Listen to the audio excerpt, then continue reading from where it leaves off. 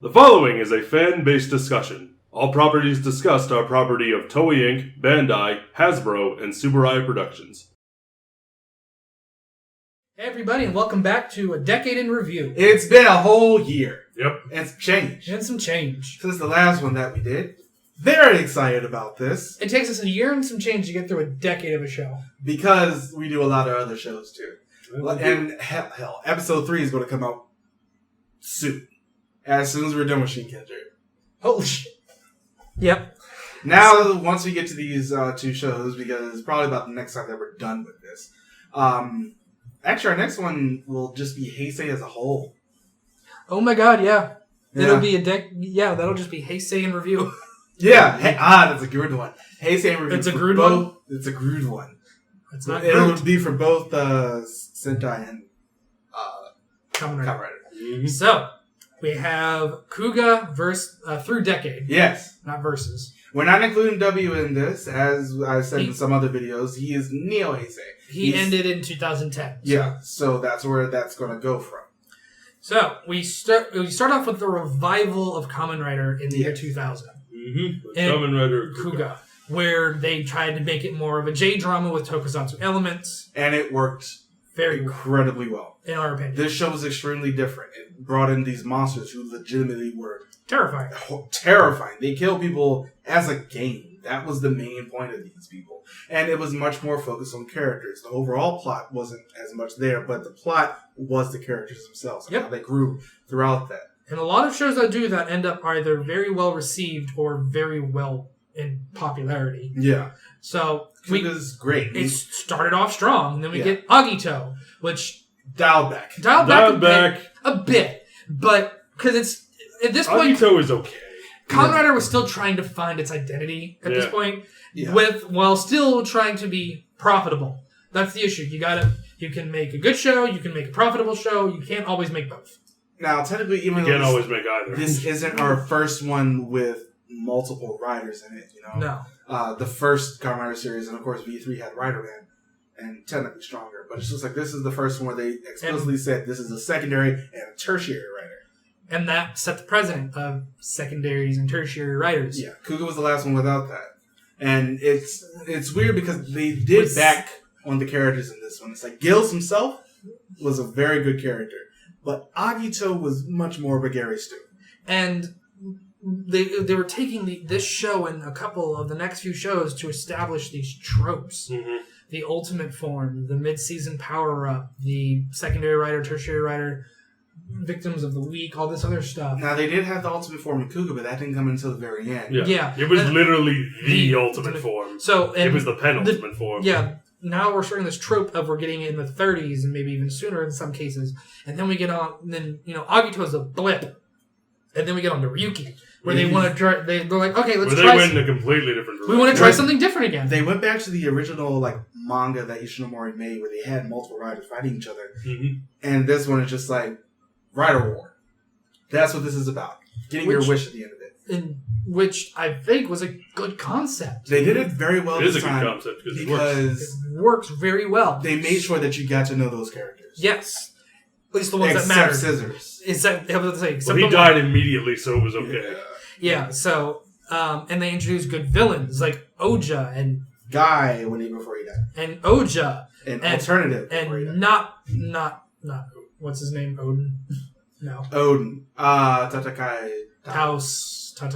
Also, I've seen a picture of that guy recently. Did he age? He did not age like Gax. Let's just say that. Ooh. Or Shinji. So in other words, he actually aged. Yeah. But Oja looks good now. It's still an overall good show. And for something with such a dark subject matter of people being eaten or dying, it has a lot. It has a lot of funny moments, which is very good. Yeah, mainly due to its main character. I feel like this show did balance very well because it brought in things from Kuuga, it brought in some things from Agito, but it's just like we're gonna go ahead and make this our own. I would say maybe the first 5 Kamen Riders is Toei trying to kind of figure out of where they want this show to be.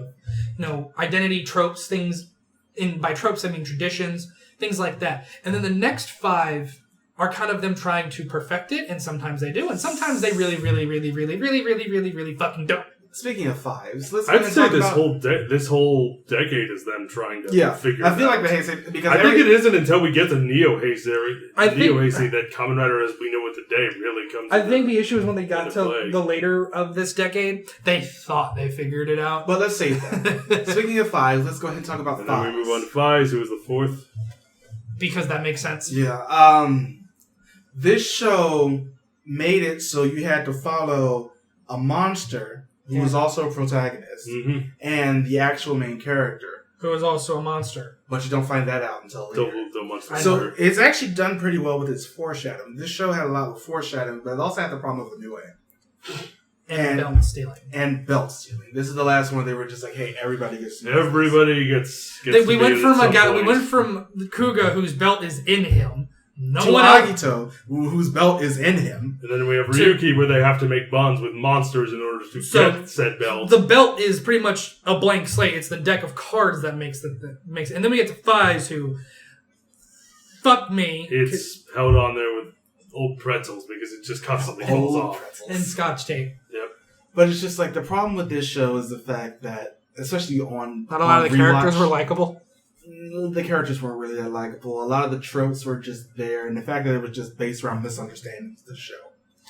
And that got tired after a while. They really thought that the fact that we could have Tron, the Kamen Rider, was going to carry the show. It's not really Tron, though. I know. At all. It's still cool looking. I mean, in terms of costume, maybe, but nothing else in terms of story. That's exactly what I'm talking about. They're going to go, oh, it's pretty lights.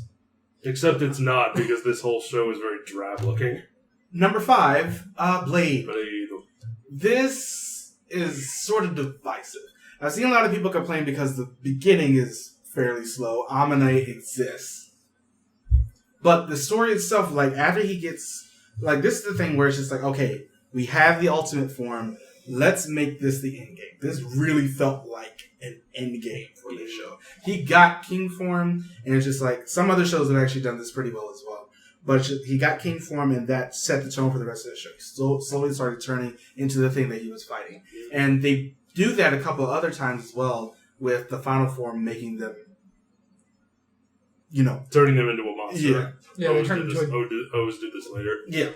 And Blade just did it very well, and it made you not so much care about the characters at the beginning, but it's like you saw their trials and tribulations at the end. And you saw Kenzaki sacrifice himself, basically, to save someone. Mm-hmm. That it brought a completely different tone to really what the rest of the Heisei did. Next is Hibiki. You see, going back to what we were talking about earlier, I think every Kamen Rider, more or less to an extent, even going into Neo Heisei, there is an experiment there to try something different, whether it's in theme, whether it's in costume, or just like tweaking little things or tweaking something big. Hibiki feels like one of the biggest times they tried to tweak something big. Well, that's because certainly it wasn't supposed to be a this. Kamen Rider. I know he wasn't supposed to be a Kamen Rider, but that being said, you look at the first 30 episodes of the show, and nothing else.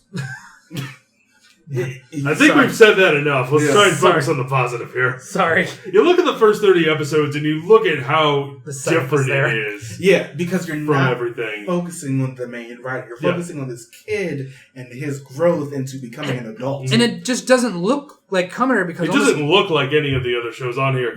That's in a forest. Yeah, it's set almost entirely in the forest. Change of scenery. The way he transforms is completely different. The bug look is gone, pretty much. Yeah. So because he's an Oni now, is what the designs are. So there was so much with that show that they were doing differently, and so much was working. Yeah. Except for everything after. We've ranted ad nauseum about Hibiki post episode 30. And some of your musical numbers. Musical numbers are great. That opening one from the first episode I really like. It's perfect. But yeah, Hibiki was just like it was such a coming of age story. Yeah. Yep. And which honestly, if they would have kept it on set on fire. If they would have kept it on that, it probably would have been my favorite Kamen Rider. It might have been mine too. Yeah. I'm not even kidding. It was a great show. And then, they messed it up. Executive Moving on. This happens again in the next show, Kabuto. Yeah. Kabuto's story is sort of weird. I really As in lack thereof? It's lack thereof, but it's like it's once again another one of those shows where you're really supposed to focus on the characters. But that was one of my biggest problems with the show is that I hated all of them. them. I loved all of them. Here's the issue: when you're focusing on the characters, there's not much to most of these characters, and the plot is introduced so late. But yet they're hinting at it through some of the show. It just felt so confusing. Well, no, it's not even so much that the plot was done so late. It's the fact that they just completely changed the villain from the worms to the natives in the latter half of the show.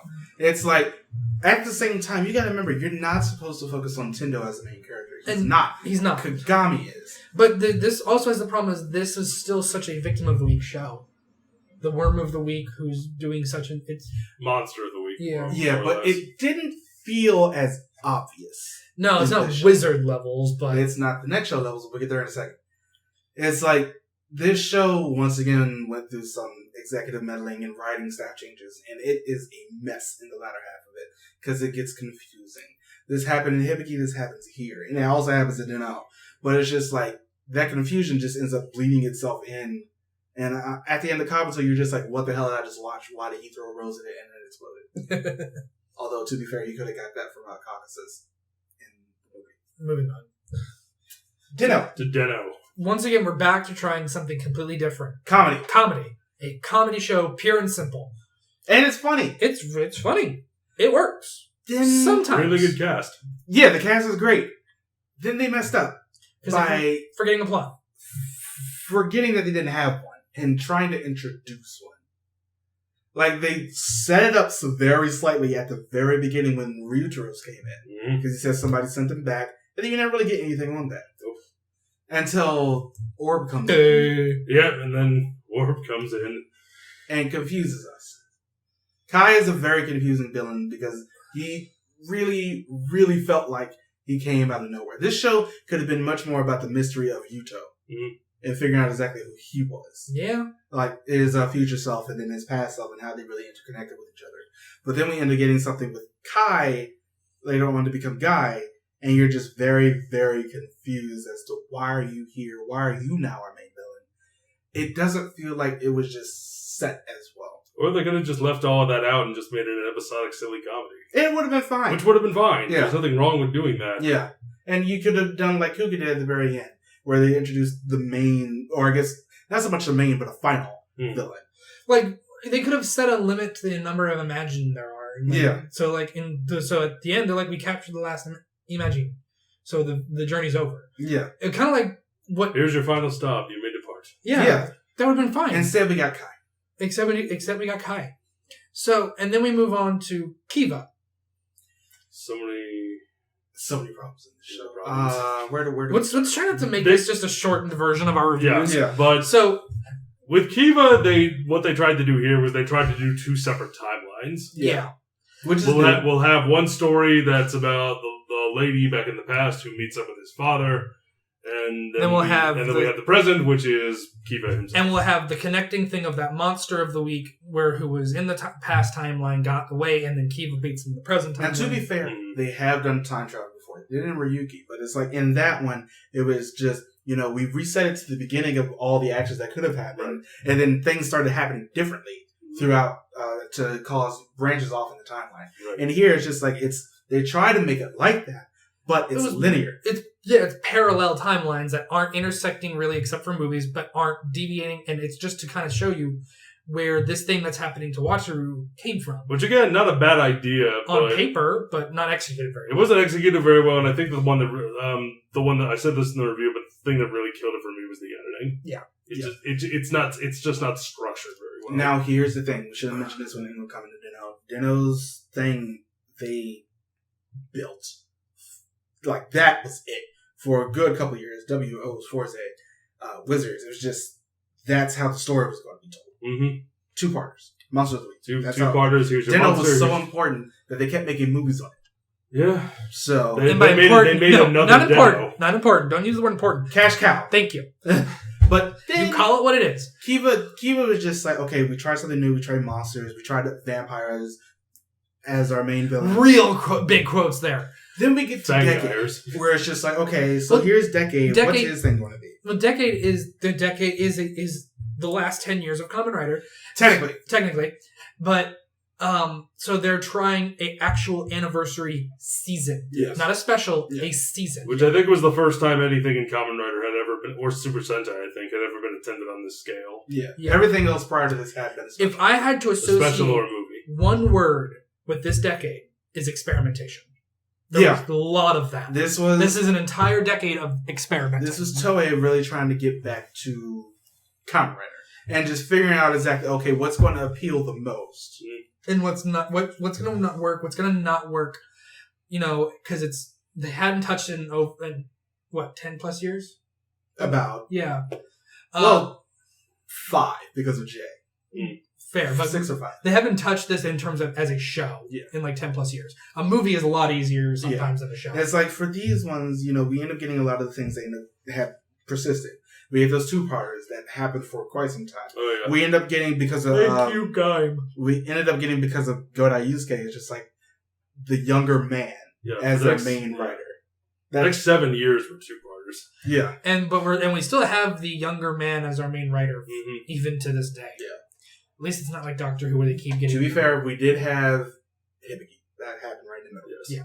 Hibiki was in his 30s by the time they started the show. Mm-hmm. So, but yeah, this entire decade, and the last 10 years, can be described as experimentation. Yeah. Mm-hmm. So... Before they got into a groove with Neo Heisei. Mm-hmm. Which will be the end of Heisei. Yeah. Heisei Phase 1 is very, very different from basically... It was just building... Very different from Showa, and it's very different from... Neo Heisei. From Heisei Phase 2. It was just we're going to end up having just so much experimentation throughout this time because we brought the show back. We didn't expect it to do as well as it did because, they paired it up with Time Ranger. Super Sentai in general, just like that worked. Mm-hmm. Superhero Time. This is when we got that for the first time. Yeah, that happened in 2003 with Aba Ranger and Flies. Mm-hmm. So there was a lot of playing around that they had to do, and we get that. But when you have things that... I'm sorry, that was Yuki and Hurricane. There you go. So, but you have things that work and you have things that didn't. But yet you... anything. But yet you still somehow didn't go back to the things that worked. They never tried J-drama again. They never tried, having the... It became much more of a collectible series. That happened starting in Ryuki with the various card decks. And toys. Yeah. Because they saw how much money they made on cards. And they're like, oh, this works. Ta-da! Look how much money Yu-Gi-Oh! Was making. Time to decade. So... But but you have to remember in this, while I still think it was not a good quote-unquote decade of Kamen Rider overall, it gave us some of our favorites. It gave us some of our favorites, and we wouldn't have the second decade if it weren't for this one. Yeah. With their experimentation. So you have to respect it in that regard. And I don't think there's anything else we can say on that. Tell us what you think about this decade in review. And we mean decade, not the show. And join us in about 2 weeks as we do our episode 3 with Time Ranger. Time Ranger versus Shinkenger. Mm-hmm. Wow, that one's gonna be weird. Yeah, that's probably actually gonna be a lot longer. But until next time, thank you guys so much for joining. As always, like, subscribe, share, contribute to the Patreon if you can, and we will see you guys next time. Bye, everybody. Bye.